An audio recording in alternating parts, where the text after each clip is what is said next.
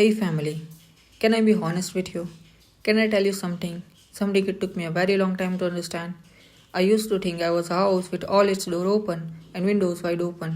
I thought that was the goal, to be accessible, to be a shelter for anyone who was cold, a source of light for anyone in the dark.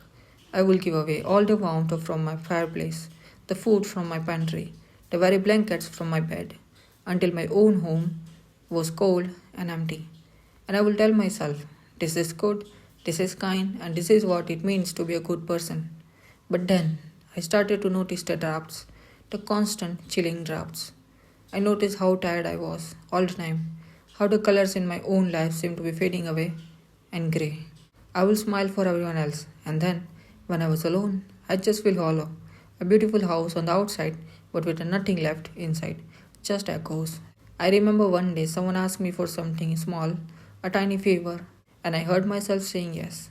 But inside, I felt a crack, a tiny hairline fracture, right down my center, and I realized this terrifying clarity that I was going to shatter, not in a big dramatic explosion, but a quiet final crumbling into dust.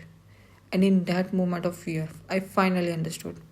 My energy, your energy, it's not an infinite resource. It's not a public well that everyone can just draw from. It's more like a single precious flame from a candle, and you spend your whole life trying to protect this tiny flickering light from the wind and the rain. For so long, I was willingly standing in the middle of a hurricane, wondering why I felt so cold and why my light was almost out. We are taught to be strong, to be giving, to be selfless, but we are never taught that the most fundamental act of love, the one that makes all the love possible, is to cup your hands around your own flame. Protecting your energy isn't selfish, it's the most profound act of self preservation. It's saying no, not with anger, but with a quiet, heartbreaking gentleness, because you know your yes will extinguish you. It's choosing you, it's choosing to be alone, not because you dislike others, but because you need to hear your own thoughts again. You need to rebuild the warmth in your own house. It's letting that phone call go to voicemail. It's leaving the party early. It's understanding that you cannot pour from an empty cup. And for the longest time, you have been trying to give water from the cup that's been bone dry and cracked. The happiness you are looking for, it isn't out there.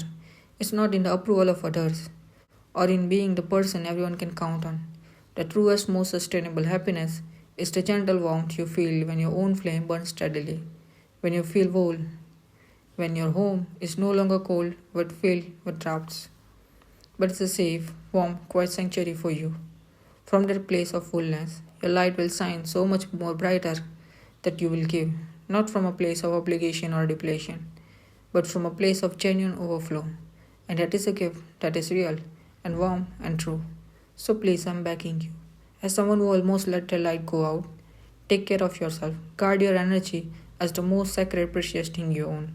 Because it is, it truly is. Protect your little flame.